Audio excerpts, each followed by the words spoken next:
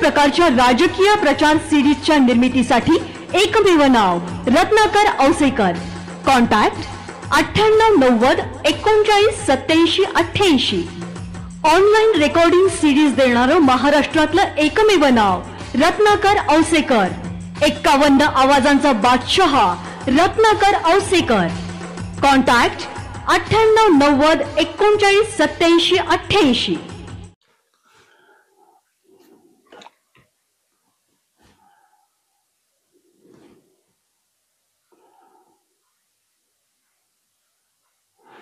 नमस्कार मित्रांनो, सकाळचा भोंगा. मित्रांनो, आपण देत असलेल्या प्रतिसादाबद्दल मी आपला अत्यंत आभारी आहे. आणि आपलं अवघं 7-8 महिन्याचं हे बाळ आहे आणि आपण जवळपास आता 20,000 सबस्क्रायबरला जात आहोत एक ते 2 दिवसात. आणि हे जे 20,000 सबस्क्रायबर्स आणि 1,10,000 व्ह्यूज आपल्या एपिसोडला मिळत आहेत. कुठं 50,000 मिळतात, कुठं 60-70,000 मिळत आहेत, कुठं 40,000 व्ह्यूज मिळत आहेत. आणि हे सगळं आपण देत असलेले प्रेम, त्यामुळे नक्कीच माझा या युट्यूबचा छंद वाढतोय मित्रांनो. आणि अनेकांचे फोन येतात की दादा तुम्ही योग्य बोलतात, बरोबर बोलतात, निष्पक्ष भूमिका मांडतात.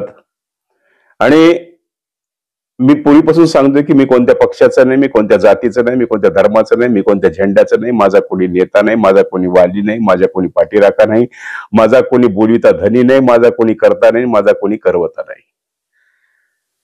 मला स्वतःला जे आकलन होतं, मला स्वतःला जे माझं स्वतःचं अंतर्मन जे सांगतं ते तुम्हाला मला या निमित्तानं बोलायला मिळतं,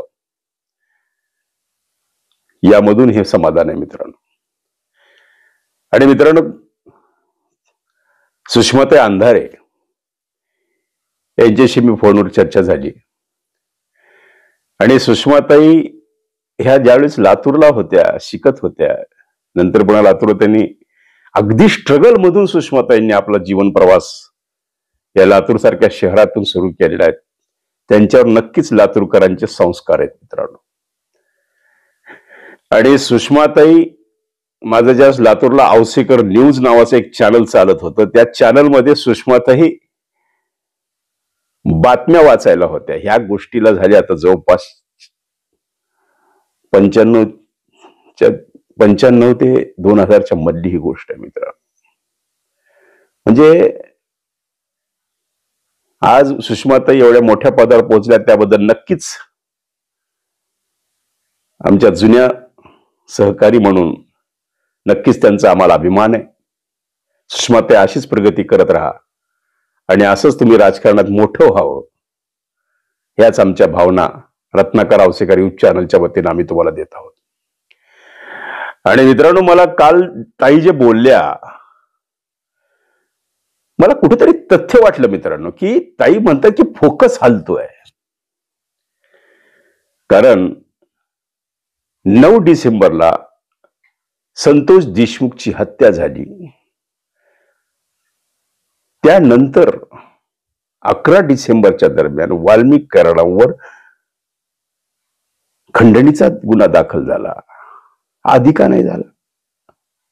हे तर प्रकरण फार जुनं, म्हणजे 2-3 महिन्यापासून हे खंडणीचं प्रकरण चालू आहे असं सांगत होतं. हे सगळं म्हणजे त्यांचं असं वारंवार बोलणं येतं की फोकस हलतोय. आणि कुठेतरी याच्यात सत्यता वाटते का मित्रांनो? कारण वाल्मिक कराड सापडत नाहीये. वाल्मिक कराड 22-23 दिवस सर्वांना गुंगारा देत नागपूरमध्ये होता, फार्म हाऊसवर होता, गोव्याला गेला, गोव्यातून कर्नाटकात गेला, कर्नाटकातून पुण्यात आला, अक्कलकोटला गेला, दर्शन घेतलं म्हणे. हे सगळे जे प्रकार आहेत, हे सगळे प्रकार म्हणजे एकीकडे खंडणीचा गुन्हा आणि एकीकडे हत्या, याचं कुठंतरी ताळतम्य जुळवण्यामध्ये अजूनही ज्या पद्धतीनं धागा जुळायला पाहिजे तो जुळत नाही.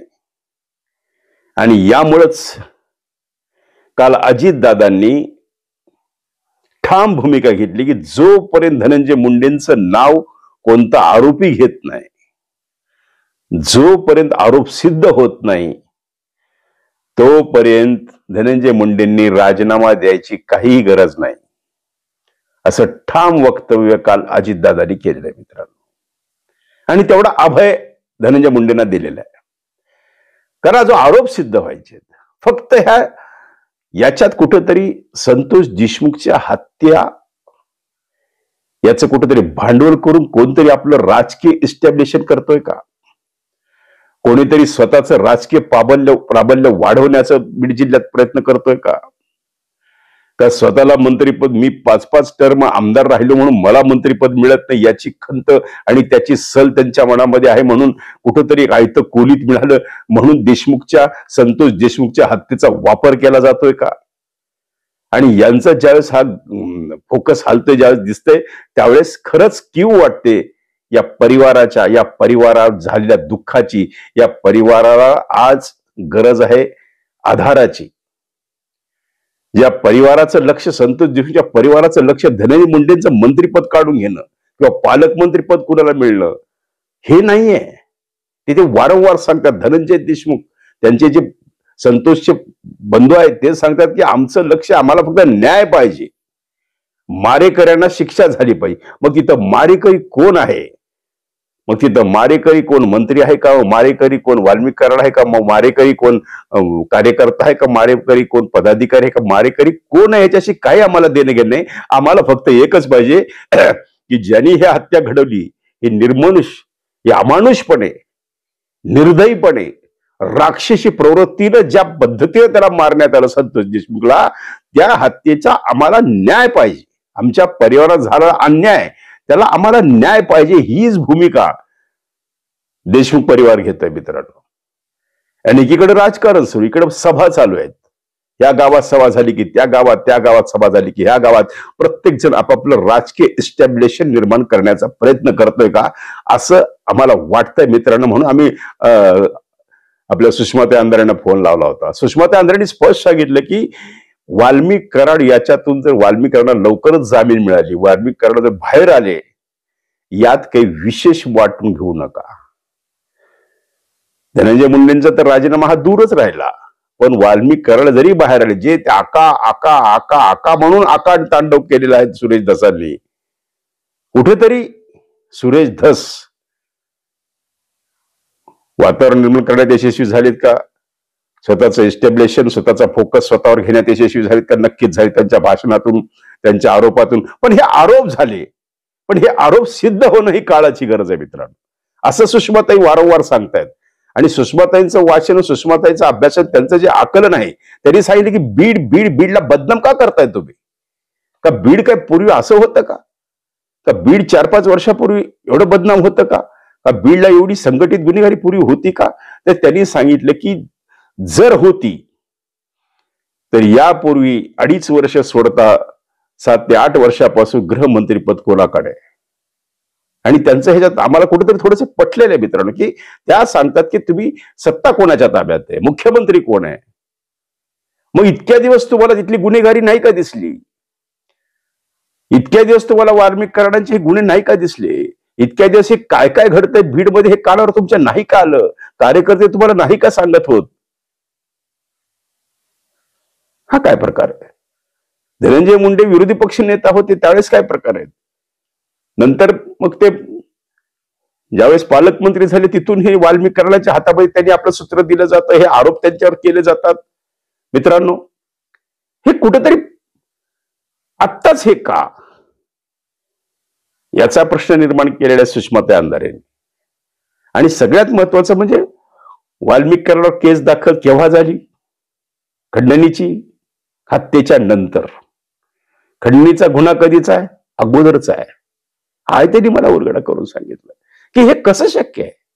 म्हणजे खंडणी मागितली हे जरी खरं असलं, मग नंतर सुरेश धसांनी आरोप केले की सातपुडा बंगल्यावर खंडणीचा साखरपुडा झाला, म्हणजे खंडणीची बोलणी झाली, 3 करोडला ठरलं, 2 करोड मग फायनल झालं, त्याच्यातले 50 लाख दिले, 1.5 करोड. हे सगळं भाषणात टाळ्या घेण्यापुरतं सगळं ठीक होतं, पण हे सगळं सिद्ध करणं, तो बिक्कड कोण नावाचा धाराशिव मधला त्यांचा वेंडर आहे, त्या वेंडरने स्पष्ट समोर सांगितलेले की मी नव्हतोच त्या दिवशी. मग हे सगळे प्रकार आणि हे सगळं फोकस हालतंय मित्रांनो. म्हणजे एकीकडे ही संतोष देशमुखची हत्या, तिथून हे सगळं सुरुवात झालेलं आहे. आणि आज ते करुणा मुंडेंच्या दाखल केलेल्या अजून एका नवीन प्रकरणामध्ये धनंजय मुंडेंना 6 वर्षच राजकारणातून बाजूला करण्याचा हा जो राजकारण पुन्हा सुरू झालेला आहे, की त्यांच्यावर एक दाखल केलेले त्यांनी, किंवा हे अवैध पद्धतीने बूथ कॅप्चरिंग करून त्यांचा अर्ज बाद करून खोटं त्या किडनॅपिंग केलं, त्यांना जो अनुमोदक करत त्याला किडनॅपिंग केलं. म्हणजे सगळं फोकस कुठं चाललंय? अहो, हत्या झालेली, त्या घरात दुःख झालेलं आहे, त्याला हलोहाल करून मारलेलं आहे, त्या परिवाराचं फोकस आता कुठंतरी दुसरीकडे सरकत आहे. आणि मध्येच मराठी अभिनेत्री प्राजक्ता माळींचं प्रकरण पुढे आलं. लगेच 2-3 दिवस मीडियांनी प्राजक्ता माळी अन्याय झाला, प्राजक्ता माळीचं असं झालं, प्राजक्ता माळीचं फार्म हाऊस, प्राजक्ता माळीचं फार्म हाऊस धनंजय मुंडेनं बांधून दिलं, प्राजक्ता माळीचे फोटो काय, प्राजक्ता माळीचं प्राजक्ता हे 2-3 दिवस प्राजक्ता चाललं, पुन्हा फोकस हल्ला. हे सारखं वारंवार फोकस का हलतंय? धनंजय मुंडे भाषणात उठतात की आका आका आका आका मधून राजकारण सुरू झालंय मित्रांनो. म्हणजे कुठेतरी संतोष देशमुखच्या हत्येला न्याय द्यायचा, याच जरी ते त्यांचं फोटो त्यांचे लावत असले, बॅनर लावत असले, स्टेजवर त्यांचे मोठे मोठे तसबिरी लावत असल्या, त्यांना श्रद्धांजली वाहत असते, त्यांच्या परिवाराला जरी स्टेजवर आणून बसत, तर त्या परिवाराच्या दुःखापेक्षा यांचं राजकारण त्या ठिकाणी जास्त सुरू झालंय का, असं सर्वसामान्य आता महाराष्ट्रातल्या जनतेला वाटायला लागले मित्रांनो. लातूरच्या रेणापूर मधून सभा सुरू झाल्या, मग बीडमध्ये झाली. बीडच्या सभेमध्ये लातूरचे आमदार, भारतीय जनता पार्टीचे अभिमन्यू पवार औषाचे आमदार ते स्टेजवर दाखल झाले.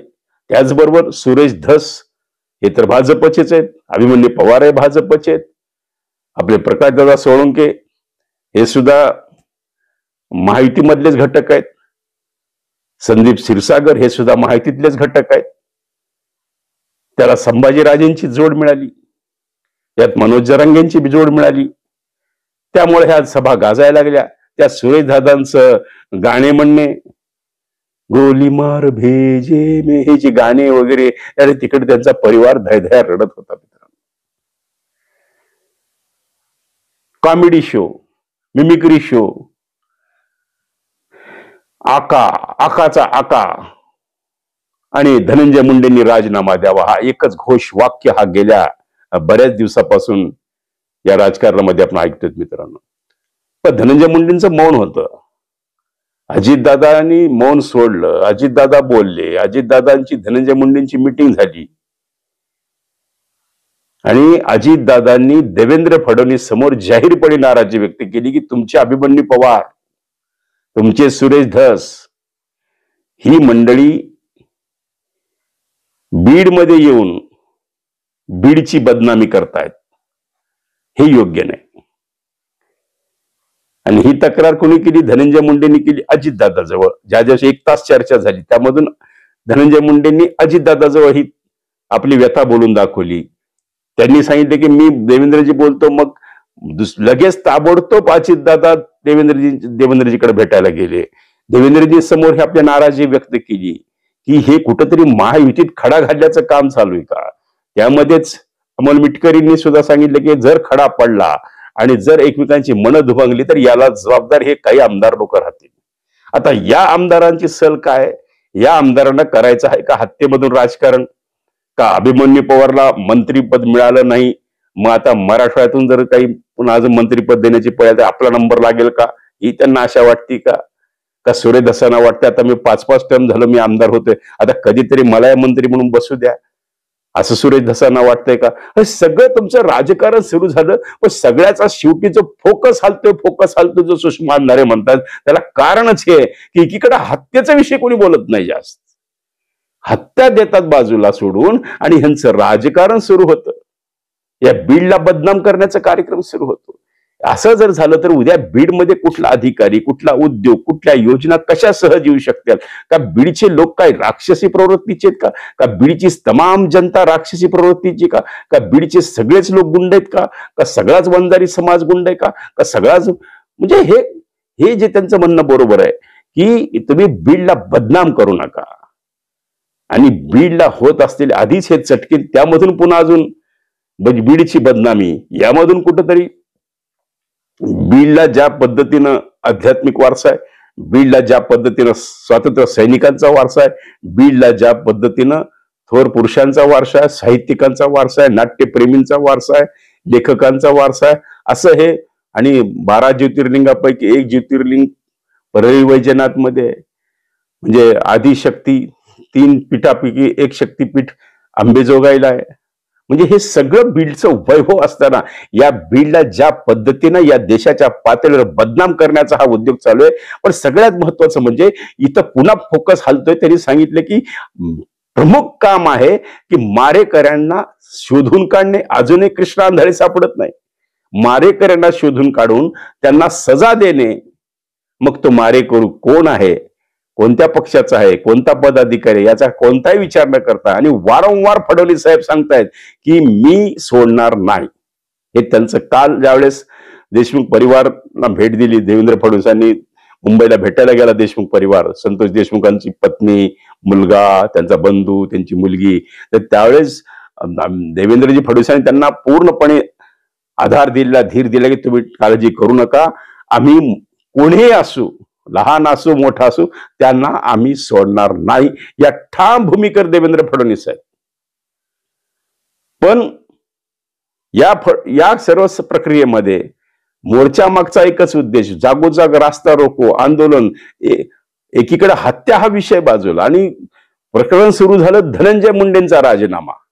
आता धनंजय मुंडेंचा राजीनामा घ्यायला धनंजय मुंडेंवर कोणीतरी आरोपीनं आरोप केला पाहिजे की आम्हाला धनंजय मुंडेंचा फोन आला, की आम्हाला धनंजय मुंडेंनी सांगितलं, किंवा वाल्मिकरण, अजूनही वाल्मिकरणचं नाव एका ठिकाणी आले, ते सुद्धा विष्णू चाटेच्या, की माझ्या फोनवरून वाल्मिकरण खंडणीमध्ये आवादा कंपनीला बोलले. हे ठीक आहे, फक्त एवढंच एक संदर्भ आलेला आहे वाल्मिकरणांचा. पण अजून ते प्रत्येक गोष्टीला प्रूफ लागतो. पुराव्या अभावी फक्त भाषण देऊन, संमेलन करून, वातावरण निर्मिती करून तुम्हाला मंत्रिपद मिळणार आहे का? ज्या पद्धतीनं हे सगळं वातावरण चाललेलं आहे, म्हणजे फोकस फोकस फोकस हा शब्दावर जे सुषमाताईंनी लक्ष केंद्रित केलं, त्या म्हणतात की दादा हे फोकस हलतोय. यामधून खरा गुन्हेगार कितपत तुम्हाला सापडेल, खराच गुन्हेगार बाहेर येणार आहे का, आणि गुन्हेगाराला तुम्हाला शिक्षा द्यायची का? आज एवढं सगळं SIT आज 3-3 चौकशा तिथं काम करतायत, मोठे मोठे अधिकारी त्या ठिकाणी काम करतायत, अगदी नामवंत बुद्धिमान वकील त्या ठिकाणी आहेत. आणि आता उज्ज्वल निकमांची सुद्धा नियुक्ती करावी असं सुरेश दसांनी काल मुख्यमंत्र्यांना सांगितलेलं आहे. या सगळ्या हे ठीक आहे, हत्येच्या विषयी तुम्हाला जे जे काही करता येईल तेवढं करा, त्या संपूर्ण महाराष्ट्र तुमच्या पाठीशी आहे. काल संजय राऊतांनी सुद्धा सांगितलं की सुरेश धस अशी भूमिका घेत आहेत, सुरेश धस अन्यायाच्या विरोधात वाचा फोडत आहेत, सुरेश धस गुंडगिरीच्या विरोधात वाचा फोडत आहेत. फोकस कुठेतरी दुसरीकडे जातोय असं वारंवार काल सुषमा अंधारे सांगत होते. आणि त्यांनी सांगितलं की आता हे बघा, एकीकडे हत्या, पुन्हा खंडणी, आता ईडी. आता ईडीची नोटीस कधी आली त्यांना म्हणे, बऱ्याच 1-1.5 वर्षापासून हे चालू आहे प्रकरण ईडीचं. आणि हे आताच का आलं बाहेर? फोकस हल्ला. प्राजक्ता माळी, फोकस हल्ला. धनंजय मुंडेंचा राजीनामा, फोकस हल्ला. बीडची गुंडगिरी, फोकस हल्ला. हे फोकस हलतोय. लक्ष एकच पाहिजे की आपल्याला गुन्हेगारांना सजा द्यायची. बघ त्या ठिकाणी कोण आहे, मग तो कोणाचा आहे, त्यांचा आका. फक्त हे काय झालंय, एक मधी 4-8 दिवस अशा करमणूक प्रधान टीव्हीवर भाषणं झाली, आणि ज्यामधून सुरेश धसांनी आपलं राजकीय, म्हणजे मला सांगा, 1 महिन्यापूर्वी सुरेश धसांना कोण ओळखत होतं? सुरेश धस नावाचं नाव एवढ्या चॅनलवर कधी होतं? आज सुरेश धस 5 टर्म आमदार आहे. सुरेश धस बीड जिल्ह्यामध्ये ते आष्टी आम्ही असा सुरेशदास आरोप नाही करत की सुरेशदास प्रसिद्ध नाही, सुरेशदास अभ्यास नाही, आम्ही असं नाही म्हणत. सुरेशदास नक्कीच अभ्यास आहेत, सुरेशदासांना पूर्ण अभ्यास आहे. क्षीरसागर सुद्धा वारंवार सांगतायत, बजरंग सोनवणे सुद्धा सांगतायत की सुरेशदास ज्यावेळेस आरोप करतात त्यावेळेस त्याच्या पाठीमागं त्याच्यामुळे काहीतरी सत्यता असते, त्यांच्याकडे काहीतरी पुरावा असतो. मग ते पुरावे का ते सादर करत नाहीत, असं सुषमाताई अंधारे यांचं मत आहे मित्रांनो. मग तुम्ही पुरावे द्या. आज जर तुम्ही ठोक पुराव्या जर आज असला असता तर धनंजय मुंडेला राजीनामा देणं हे भाग पडलं असतं मित्रांनो. पण एकही आरोपी अजूनही धनंजय मुंडेंचं नाव घेत नाही. वाल्मिक कराडांनी आम्हाला आदेश दिले मारायचं, असं कुठं म्हणजे 302 खाली अजून वाल्मिक कराड आलेले नाहीत. आणि त्यामुळं आता काल देशमुख परिवाराने देवेंद्र फडणवीसच्या कानात काय सांगितलं, काही गुप्त माहिती काय सांगितली, यावरून पुढे काय घडलं या राजकारणामध्ये काही सांगता येत नाही मित्रांनो. आणि दुसरी गोष्ट म्हणजे वारंवार फोकस फोकस फोकस. देवदास साहेब सांगतायत, पंकजाताई काही बोलत नाहीत, धनंजय मुंडे अजून काय बोलत नाहीत. धनंजय मुंडे वाट बघत होते अजितदादांची सविस्तर बोलण्याची. अजितदादांशी सविस्तर बोलल्यानंतर ज्यावेळेस दादांनी धनंजय मुंडेंना अभय दिला, आता मध्ये काल अशा बातम्या सुद्धा चॅनलवर सुरू झाल्या, इव्हन नामवंत चॅनलवर, की धनंजय मुंडेंनी राजीनामा दिला, सुपूर्द केला. ह्या 2-3 तास बातम्या चालल्या, हेडिंग चाललं, ब्रेकिंग न्यूज चालल्या. पण या सगळ्या ब्रेकिंग न्यूज खोट्या ठरवल्या. एकच वाक्य काल धनंजय मुंडेंनी बोलून दाखवलं की काही मी राजीनामा वगैरे दिलेला नाही, मी राजीनामा वगैरे दिलेला नाही. हा एकाच वाक्यात हे जे काही वातावरण त्यांनी सगळं ते गुंडाळून ठेवून दिलं बाजूला. आहे हत्या झाली, त्यांच्या मारेकऱ्यांना अजून एका मारेकरी अजून शोधायचा आहे, कृष्णा आंधळे अजून सापडायचा आहे. तो सापडल्याशिवाय अजून पुढच्या चौकशा पूर्ण होणार नाहीत. आणि जोपर्यंत तिन्ही प्रकारच्या चौकशा पूर्ण होत नाही, ज्यामधून कुठं धनंजय मुंडे निर्दोष सिद्ध होत नाही, तोपर्यंत राजीनामा घेणार नाही, ही ठाम भूमिका अजितदादांनी घेतलेली. आता पुन्हा सुरू झालं, चॅनलवाल्यांनी सुरू केलं नीतिमत्ता नीतिमत्ता नीतिमत्ता नीतिमत्ता. बघा आता पुन्हा कुठून काढला इतिहास, लाल बहादूर शास्त्री, जॉर्ज फर्नांडिस, अंतुले, रामराव अधिकचं प्रकरण नीतिमत्तेचं. विमानामध्ये मुलीची छेड काढली एअर होस्टेसची म्हणून तिने ताबडतोब राजीनामा दिला, ही नीतिमत्ता सांगण्यात आली. शिवाजीराव पाटील लंगेकरांनी ताबडतोब मुलीची गुण वाढवली म्हणून त्यांनी ताबडतोब राजीनामा दिला म्हणून ती कहाणी सांगण्यात आली. विलासराव देशमुख साहेबांचे 2 वेळा मुख्यमंत्री पद गेलेले ह्या एका छोट्याशा गोष्टीमुळे. पहिल्या वेळेस तर तुझे मेरी कसम, ते कसम चित्रपट भावला आणि ताबडतोब राजीनामा देण्याचे आदेश आले. आणि दुसऱ्या वेळेस ताज हॉटेलवर रितेश देशमुख सोबत फिल्म निर्मात्याला घेऊन गेले, हा आरोप झाला. ताबडतोब त्यांनी राजीनामा दिली, नीतिमत्ता आपली दाखवून दिली. शिवराज पाटलाला सांगण्यात आलं की बॉम्बस्फोट झाली म्हणून कुठेतरी असं हे झालं की शिवराज पाटील ताबडतोब सूट बदलतात आणि आता कपडे बदलले म्हणून शिवराज पाटलांनी ताबडतोब म्हणले तुम्हाला नको असेल मी राजीनामा देऊन टाकतो. बरोबर, ही नीतिमत्ताची अनेक उदाहरणं देत आहेत मित्रांनो. अशोक चव्हाणांच्या आदर्शमध्ये घोटाळा तरी ताबडतोब राजीनामा दिला, ही नीतिमत्ता सांगितली जाते. बरोबर आहे ना.